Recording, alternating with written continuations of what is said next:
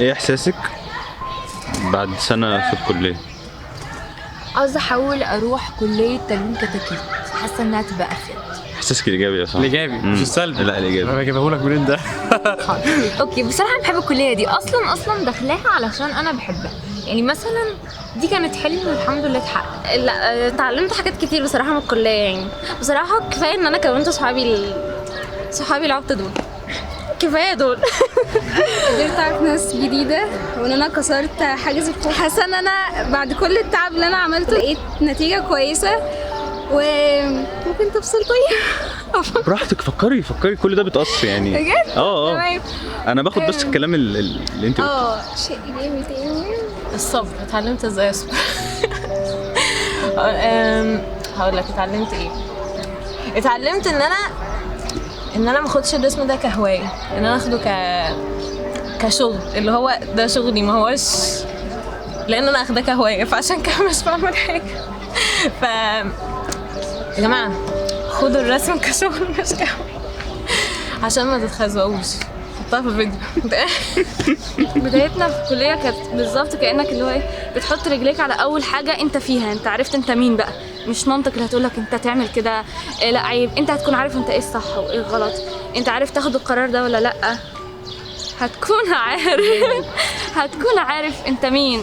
وعايزين كده المكان اللي انت بتختاره تروحه هو اللي بيعرفك انت اذا كنت انت ولا انت مجرد نسخه من التانيين بس. فهي الاجتماعيه جدا، الاجتماعيه بقيت اجتماعي اكتر في الكليه، فاكتشفت ان انا ممكن اكون اجتماعي اصلا. واهم من ده كله صحابي ان انا عرفتهم هنا. يعني عرفت ناس بجد حلوه جدا وحاسه ان انا مش هلاقي زيهم في مكان تاني. ولو لا قدر الله بعدنا في وقت من الاوقات هيكون ده فارق معايا جدا، زي بالظبط نفس احساس الغربه اللي انا حسيت بيه لما جيت هنا. دي حاجه حلوه ان انا جيت هنا عرفت انا مين، وواحده واحده اللي حواليا بداوا يعرفوا هم مين ويعرفوني انا ذات نفسي حاجات انا ما كنتش عارفاها عن نفسي. ولسه كنا بنتكلم في حاجه زي دي النهارده، واكتشفت حاجات انا حرفيا ما اعرفش ان هي باينه، بس هي طلعت باينه. كل ده في الكليه في اول سنه. فانا مستوعبه بس ان احنا قاعدين مع بعض 5 سنين. ليه بعد ال5 سنين احنا ممكن نبعد؟ دي ممكن مش عارفه هل بعد ال5 سنين هقدر اقول ان دي ولاده تانية، ولا ان احنا بنتولد 3 مرات بنتعلم 3 حاجات ب3 شخصيات، ولا احنا لسه في اول حاجه. صح. طيب كفنون تطبيقيه؟ كفنون تطبيقيه مش ككليه بشكل عام. انا اصلا كنت بحب فنون تطبيقيه قبل الكليه، فلما دخلتها كنت داخلها بحب قوي. فانا بحبها جدا وبحب الفايبس بتاعتها، وبحب كوني انا بعمل فايبس جواها. يعني حتى لو الحاجات اللي حواليا مش مساعده قوي، او ان انا في بيئه انا مش متاقلمه معاها بشكل كبير، لكن بحاول اسيستم نفسي يعني، فاهم؟ وانا حاسه ان هو ده مكاني. انها ممكن تطلع موهبه جواك انت ما كنتش عارف انها موجوده اصلا، فدي حاجه ايجابيه في الكليه. اتعلمت ان الفن او هو مش حاجه مثلا بنرسمها كده وخلاص، دي لغه، ولغه تعبير اقوى من الكلام بكتير جدا. يعني الفن اقوى من الكلام بمراحل. انا ممكن ابقى عايزه اقول حاجه ويخوني التعبير ان انا اعبر عليها فاقوم رسماها عاملاها. ممكن اقول ان انا اكتشفت ان اقدر اعمل حاجات كنت فاكر ان انا ما اقدرش اعملها. دايما مثلا كنت ببدا في حاجه فاكر ان انا مش هقدر اعمل فيها حاجه لان انا عارف مستوايا، اتفاجئ بنفسي وان انا اقدر اعمل اكتر من كده. فاللي هو دي حاجه فعلا ممكن اخدها في كل امور حياتي، ان انا اي حاجه اكون فاكر ان انا مش هقدر اعملها انا بس اجربها، ممكن ان انا افوق توقعاتي انا واعمل الشيء ده بافضل مما كنت اتوقع.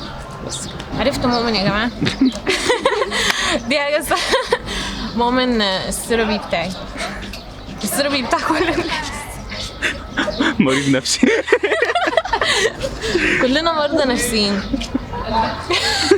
داخل على الجمله دي ليه انا؟ لا كلنا مرضى نفسيين بس بدرجات. فبقى ايه، في ناس ما تعرفش لسه ان هي مريضه نفسيه. انا مقتنعه بكده والله. نرجع للموضوع. اتعلمت برضو حاجات في الرسم، حاجات كنت بحبها. كانت كليه اللي انا كان نفسي ادخلها بصراحه. فالموضوع بالنسبه لي حلو. وفنون مش رسم بس، فنون كل حاجه حرفيا. يعني انا مش عارفه اتكلم بس اتعلمت حاجات كتير قوي من السنه دي. اتعلمت اعرف ان هو مثلا انا بص على العمود ده دلوقتي هعرف اعمل منه 1000 حاجه. طورت من نفسي في حاجات كتير واتعلمت حاجات ما كنتش اتخيل ان انا اعرف اعملها. زي مثلا ان انا ارسم حاجه قدامي. انا ما كنتش بعرف فعلا امسك قلم. انا دلوقتي لو شفت شجره، لو شفت كرتونه، لو شفت بيت قدامي هعرف ارسمه، سواء بقى من ناحيه فنيه او هندسيه. كل ده يعني بقت مهارته يعني معايا. فبصراحه مكسب كبير قوي ليا يعني. حاسه انا اتعلمت حاجات كتير. بالنسبه كمان انا ما كنتش مهتميه بالفن اكتر، فانا يمكن اكتر حد مستفاد من الكليه ده من الناحيه التعليميه. يعني حاسه ان انا حاسه ان انا يعني فرق. يعني مثلا كنت قبل كده مثلا ممكن اجرب ان انا اعمل حاجه، ارسم حاجه، بس ما كنتش بكمل. يعني ما كانش في حاجه بتجبرني، ما كنتش حاطه الموضوع في دماغي.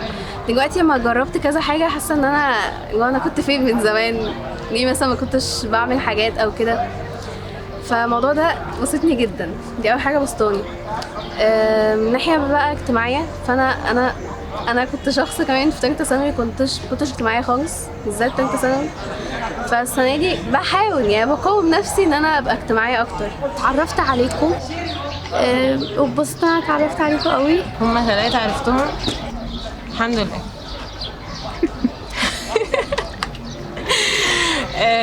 اتعلمت ايه؟ مش عارفه. حاسه اني كان المفروض اتعلم ابقى اجتماعيه، بس انا ما اتعلمتش ابقى اجتماعيه. بس كان المفروض زي الصبر والحاجات دي كلها. بس انت برضو اكيد اتطورت طورت في ايه؟ اجتماعيا. بقيتي اجتماعيه وانت مش شايفه. ممكن. ما انت عرفتي ناس جديده. صح. هما اللي عرفوني بامانه. ما عرفتهمش. ما مش عارف يعني. حاسه احنا بقينا اصحاب. صح. محدش عارف التاني، احنا بقينا كده.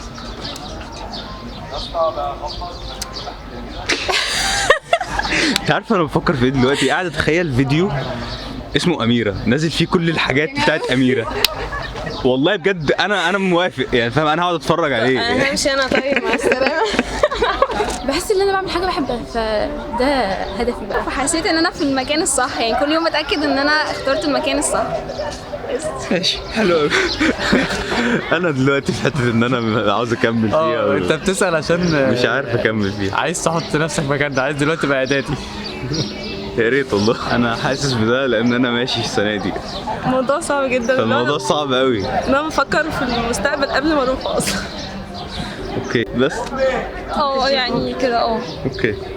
انا اتعلمت يا جماعه اني يبقى عندي لايف هاكس. فانا دلوقتي محتاجه ان انا اشيل الحاجه دي كلها من غير بايد واحده. فبقى نبص كده دلوقتي. اولا شايفين الحركه دي؟ على فكره انا بعمل حركات اجمد لما بيكون معايا المسطره. بصوا بقى دلوقتي المثلثات دي نركز مع المثلثات مش معايا. هما كل شويه امبارح كانوا عمالين يتزحلقوا، فانا بقى عملت حاجه رهيبه. يعني انا عملتهم كده اهو بالاستيك وشبكتها في المشبك عشان ما يزحلقوش. فلايف هاكس في المسطره بقى يا جماعه. لو انتوا المسطره انا اللي معلمها الحركه دي، تمام؟ ايوه انا اللي فاهمين. ايوه هي. فالكليه علمتني ان انا اتصرف. الجيش قال لك الصرف. بس والله حلوه. اوكي اكشن. تعالي هنا شويه. هظهر على التلفزيون. تعالي هنا. ماشي اوكي اكشن. طب السؤال طيب. هقول لك. اوكي يلا. صوت.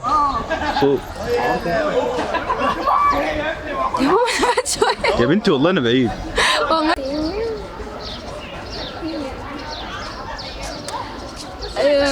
ابدأ. هو شغال. اكشن. اقول ايه؟ طب ايه احساسك الايجابي ماشي. تمام. بعد سنه في الكليه؟ الايجابي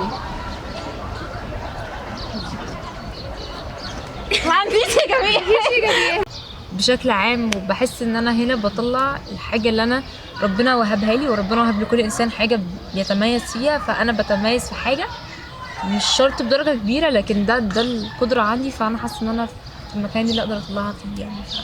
بحبها قوي. دايما الفنانين متواضعين كده، اللي هو مش بدرجه كبيره يعني. انا مش متواضعه، انا اكتر شخص انا اصلا سلفول مغرور. بس خلاص. ممكن اكمل عادي. انا لا خلاص كفايه. يلا مع السلامه. باي. كات.